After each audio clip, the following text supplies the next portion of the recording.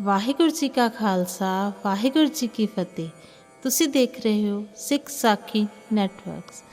ਸੰਗਤ ਜੀ, ਗੁਰੂ ਆਪਣੇ ਸਿੱਖ ਦੀ ਪ੍ਰੀਖਿਆ ਲੈਂਦੇ ਹਨ।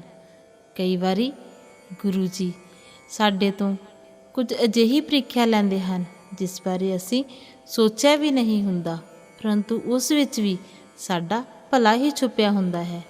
ਸਿੱਖ ਨੂੰ ਗੁਰੂ ਜੀ ਨੇ ਤਿਆਰ ਬਰ ਤਿਆਰ ਰਹਿਣ ਦਾ ਹੁਕਮ ਦਿੱਤਾ ਹੈ।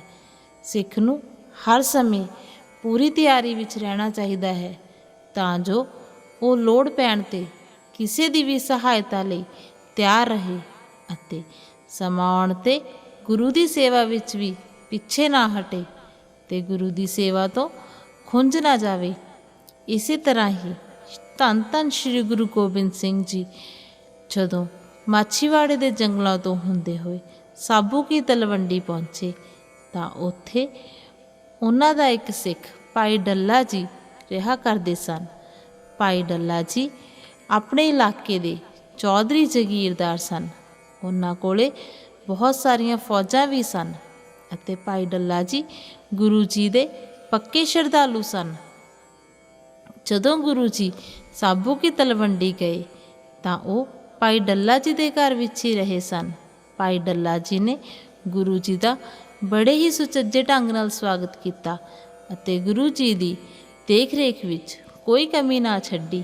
ਜਿਵੇਂ ਹੀ ਗੁਰੂ ਜੀ ਭਾਈ ਡੱਲਾ ਜੀ ਦੇ ਘਰ ਪਹੁੰਚੇ ਤਾਂ ਭਾਈ ਡੱਲਾ ਜੀ ਨੇ ਗੁਰੂ ਜੀ ਦੇ ਆਰਾਮ ਦਾ ਅਤੇ ਰਹਿਣ ਖਾਣ ਪੀਣ ਦਾ ਪੂਰਾ ਚੰਗੀ ਵਿਵਸਥਾ ਕੀਤੀ ਹੋਈ ਸੀ।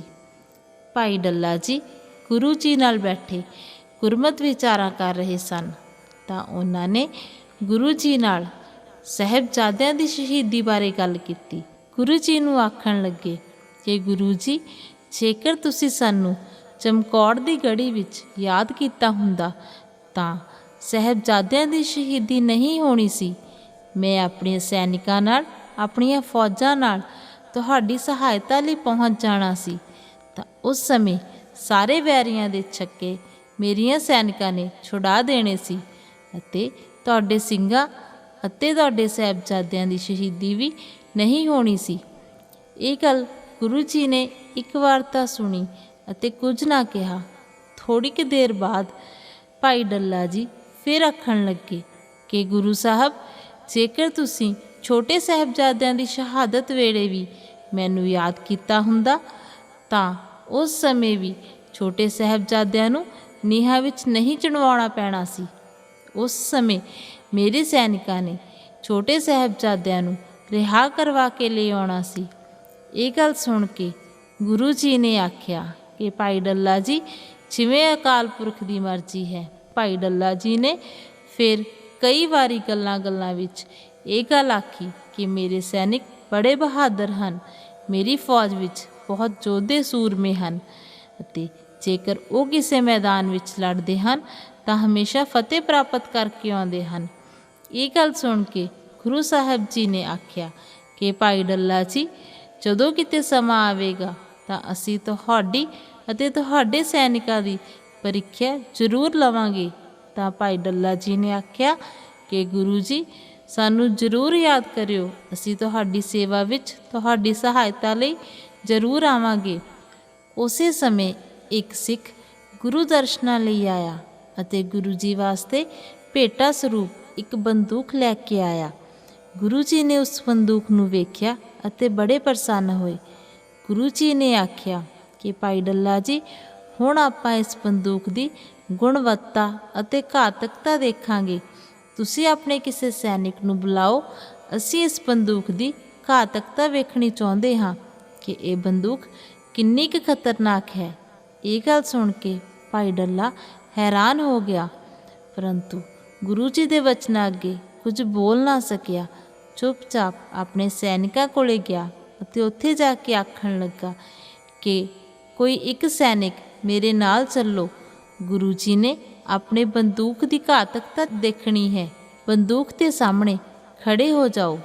ਤਾਂ ਸਾਰੇ ਸੈਨਿਕ ਬੜੇ ਹੈਰਾਨ ਹੋਏ ਅਤੇ ਆਖਣ ਲੱਗੇ ਕਿ ਮਹਾਰਾਜ, ਅਸੀਂ ਜੰਗ ਦੇ ਮੈਦਾਨ ਵਿੱਚ ਲੜ ਸਕਦੇ ਹਾਂ ਅਤੇ ਜੰਗ ਦੇ ਮੈਦਾਨ ਵਿੱਚ ਸ਼ਹੀਦ ਵੀ ਹੋ ਸਕਦੇ ਹਾਂ, ਪਰੰਤੂ ਇਸ ਸਮੇਂ बिना लड़े मरे बंदूक के सामने कौन खड़ा होवेगा?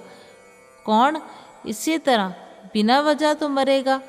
जेकर कोई गलबात होवे तां बंदा मरदा भी चंगा लगदा है, परंतु ये तां जान बुझ के मौत नूं बुलाउण वाली गल है। साडे विचों तां कोई भी बंदूक के सामने खड़ा नहीं होवेगा। तां भाई डल्ला जी ने इसी तरह ही गुरु जी नूं आके दस्सिया अते आखण लगे कि गुरु साहब मेरे जोधे बड़े बहादुर हैं, वो जंग विच लड़ के मरदे हैं, इस तरह मौत के सामने किद्दां खड़े हो सकते हैं? गुरु जी ने आख्या कि भाई डल्ला जे तेरे सैनिक तेरी गल नहीं मन रहे, जेकर वो बंदूक के सामने नहीं खड़े होना चाहते तां तुसीं आप ही बंदूक के सामने खड़े हो जाओ, असीं तुहाडे ते ही बंदूक की घातकता देख लवांगे। ये गल सुन के भाई डल्ले ने दोवें हथ जोड़ दिते अते आखण लगा कि गुरु जी मैं अजिहा नहीं कर सकता, जेकर मैं मर जावांगा तां मेरे पिछों मेरी प्रजा दा अते मेरे राज भाग दा की होवेगा?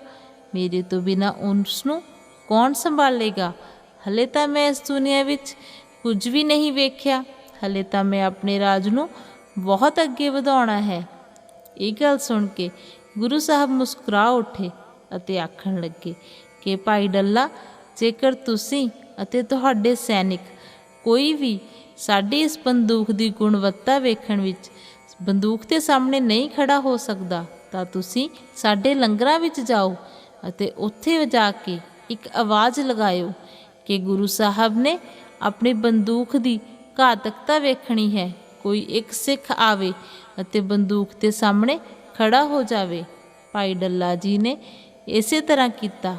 गुरु के लंगरां विच जाके उत्थे एक आवाज़ लगाई कि गुरु साहब जी ने अपनी बंदूक की घातकता वेखणी है, कोई एक सिख चले अते गुरु जी की बंदूक के सामने खड़ा हो जावे।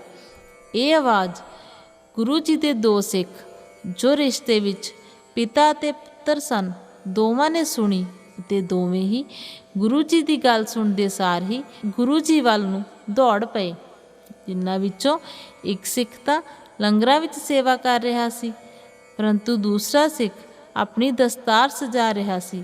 वो तां दस्तार सजाउंदे ही भज लिया अते दूसरा सिख जो कि पिता सी वो भी पिछे पिछे चल पिया। तां दोवें सिख भजदे भजदे गुरु जी कोल पहुँचे अते जाके आखण लगे कि गुरु जी तुसी मेरे ते अपनी बंदूक की परीक्षा करो, मेरे ते ही देखो कि बंदूक कितनी घातक है। इन्ने नूं ही दूसरा सिख जो कि पिता सी वो भी पुज गया अते आखण लगा कि गुरु जी तुसी मेरे ते अपने बंदूक की घातकता की परीक्षा करो, मैं तुहाडी आवाज़ पहलां सुनी सी। परंतु पुत्र आखण लगा कि गुरु जी मैं तुहाडे कोल पहलां पहुँचा हाँ, इस करके तुसी मेरे ते ही परीक्षा करो। परंतु पिता आखण लगा कि गुरु जी आवाज़ तो पहलां मैं सुनी सी, तां मेरा हक बनदा है तुसी पहलां मेरे ते ही परीक्षा करो। दोवें प्यो पुत्र आपस विच लड़न लगे तां गुरु जी ने आख्या कि तुसी झगड़ा ना करो, तुसी दोवें ही लाइन विच खड़े हो जाओ, असीं दोवां ते ही परीक्षा करांगे कि ये बंदूक कितनी घातक है, कि ये बंदूक एक समय किन्ने क फौजियां नूं मार सकती है। ये गल सुन के दोवें प्यो पुत्र एक दूसरे दे अगे खड़े हो गए। पुत्र पहला खड़ा हो गया अते उसदे पिछे पिता खड़ा हो गया। पिता दा कद पुत्र नालों कुछ छोटा सी, इसलिए उसने 2-4 इट्टां लगा के उसके ऊपर खड़ा हो गया।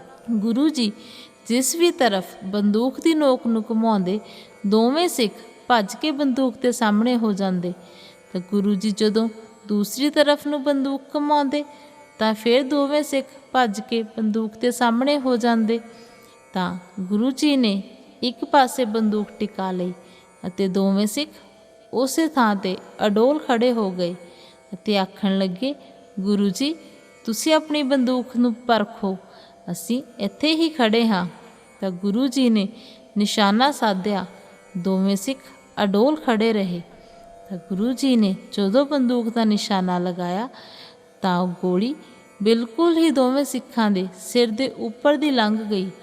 ਦੋਵੇਂ ਸਿੱਖ ਬੜੇ ਹੈਰਾਨ ਹੋਏ ਅਤੇ ਆਖਣ ਲੱਗੇ ਕਿ ਗੁਰੂ ਜੀ, ਤੁਹਾਡਾ ਨਿਸ਼ਾਨਾ ਤਾਂ ਕਦੇ ਵੀ ਨਹੀਂ ਖੁੰਝਦਾ, ਅੱਜ ਤੁਹਾਡਾ ਨਿਸ਼ਾਨਾ ਕਿਵੇਂ ਖੁੰਝ ਗਿਆ? ਤੁਸੀਂ ਇੱਕ ਵਾਰ ਫਿਰ ਦੇਖੋ, ਜ਼ਰੂਰ ਇਸ ਬੰਦੂਕ ਵਿੱਚ ਹੀ ਕੋਈ ਨੁਕਸ ਹੋਵੇਗਾ। ਇਹ ਗੱਲ ਸੁਣ ਕੇ ਗੁਰੂ ਜੀ ਮੁਸਕਰਾ ਪਏ ਅਤੇ ਆਖਣ ਲੱਗੇ ਕਿ ਤੁਸੀਂ ਦੋਵੇਂ ਬੜੇ ਬਹਾਦਰ ਹੋ ਅਤੇ ਤੁਸੀਂ ਆਪਣੀ ਪ੍ਰੀਖਿਆ ਵਿੱਚੋਂ ਪਾਸ ਹੋਏ ਹੋ। ਤਾਂ ਗੁਰੂ ਸਾਹਿਬ ਜੀ ਨੇ ਭਾਈ ਡੱਲਾ ਜੀ ਨੂੰ ਆਖਿਆ ਕਿ ਭਾਈ ਡੱਲਾ ਜੀ, ਇਹ ਹਨ ਯੋਧੇ ਸੂਰਮੇ ਜੋ ਸਾਡੇ ਨਾਲ ਗੜੀ ਵਿੱਚ ਅਤੇ ਸਾਡੇ ਸਾਰੇ ਜੰਗਾਂ ਯੁੱਧਾਂ ਵਿੱਚ ਸਾਡੇ ਨਾਲ ਹੁੰਦੇ ਹਨ। ਇਹਨਾਂ ਦੇ ਸਿਰ 'ਤੇ ਹੀ ਅਸੀਂ ਹੁਣ ਤੱਕ ਸਾਰੀਆਂ ਲੜਾਈਆਂ ਲੜੀਆਂ ਹਨ ਅਤੇ ਇਹਨਾਂ 'ਤੇ ਹੀ ਸਾਨੂੰ ਮਾਣ ਹੈ। ਤੁਸੀਂ ਕੀ ਗੱਲ ਕਰਦੇ ਹੋ ਕਿ ਅਸੀਂ 4 ਸਾਹਿਬਜ਼ਾਦੇ ਸ਼ਹੀਦ ਕਰਵਾਏ ਹਨ?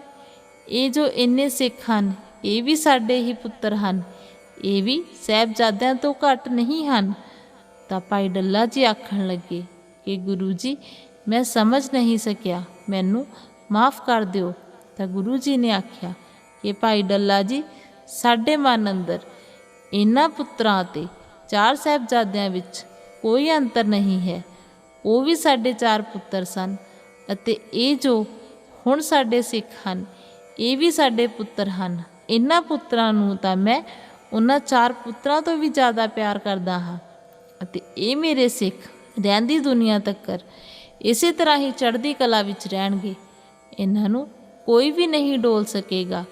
ਇਹ ਗੱਲ ਸੁਣ ਕੇ ਭਾਈ ਡੱਲਾ ਜੀ ਨੂੰ ਆਪਣੀ ਕੀਤੀ 'ਤੇ ਬੜੀ ਸ਼ਰਮਿੰਦਗੀ ਮਹਿਸੂਸ ਹੋਈ ਅਤੇ ਉਹਨਾਂ ਨੇ ਗੁਰੂ ਜੀ ਤੋਂ ਮਾफ़ੀ ਮੰਗੀ ਅਤੇ ਆਖਣ ਲੱਗੇ ਕਿ ਗੁਰੂ ਜੀ, ਮੈਨੂੰ ਵੀ ਆਪਣਾ ਇਸੇ ਤਰ੍ਹਾਂ ਦਾ ਸਿੱਖ ਬਣਾ ਲਓ ਤਾਂ ਜੋ ਮੈਂ ਵੀ ਇਸੇ ਤਰ੍ਹਾਂ ਅਡੋਲ ਅਤੇ ਬਹਾਦਰ ਯੋਧਾ ਬਣ ਸਕਾਂ।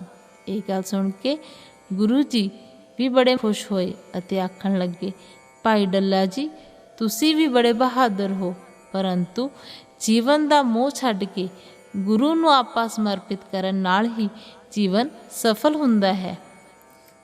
ਤਾਂ ਸੰਗਤ ਜੀ, ਇਸੇ ਤਰ੍ਹਾਂ ਹੀ ਜੇਕਰ ਅਸੀਂ ਵੀ ਆਪਣਾ ਆਪਾ ਗੁਰੂ ਜੀ ਨੂੰ ਸਮਰਪਿਤ ਕਰ ਦਈਏ ਤਾਂ ਗੁਰੂ ਜੀ ਸਾਡੇ ਜੀਵਨ ਨੂੰ ਜ਼ਰੂਰ ਹੀ ਸਾਰਥਕ ਕਰਦੇ ਹਨ ਅਤੇ ਆਪਣੀ ਮਿਹਰ ਦੀ ਕਿਰਪਾ ਦ੍ਰਿਸ਼ਟੀ ਸਾਡੇ ਉੱਪਰ ਬਣਾਈ ਰੱਖਦੇ ਹਨ। ਤਾਂ ਸੰਗਤ ਜੀ, ਸਾਡਾ ਉਪਰਾਲਾ ਕੇਵਲ ਸਿੱਖ ਸੰਗਤਾਂ ਨੂੰ ਗੁਰਬਾਣੀ ਅਤੇ ਗੁਰੂ ਇਤਿਹਾਸ ਨਾਲ ਜੋੜਨਾ ਹੈ। ਜੇਕਰ ਤੁਹਾਨੂੰ ਸਾਡਾ ਇਹ ਉਪਰਾਲਾ ਚੰਗਾ ਲੱਗਦਾ ਹੈ ਤਾਂ ਸਾਡੀ ਇਸ ਵੀਡੀਓ ਨੂੰ ਵੱਧ ਤੋਂ ਵੱਧ ਲਾਈਕ ਅਤੇ ਸ਼ੇਅਰ ਕਰਨ ਦੀ ਸੇਵਾ ਕਰੋ ਜੀ ਅਤੇ ਸਾਡੇ ਚੈਨਲ ਨੂੰ ਵੀ ਸਬਸਕ੍ਰਾਈਬ ਕਰੋ ਤਾਂ ਜੋ ਅਸੀਂ ਤੁਹਾਡੇ ਵਾਸਤੇ ਸਿੱਖ ਇਤਿਹਾਸ ਦੀਆਂ ਹੋਰ ਸਾਖੀਆਂ ਲੈ ਕੇ ਇਸੇ ਤਰ੍ਹਾਂ ਹਾਜ਼ਰ ਹੋ ਸਕੀਏ। ਵਾਹਿਗੁਰੂ ਜੀ ਕਾ ਖਾਲਸਾ, ਵਾਹਿਗੁਰੂ ਜੀ ਕੀ ਫਤਿਹ।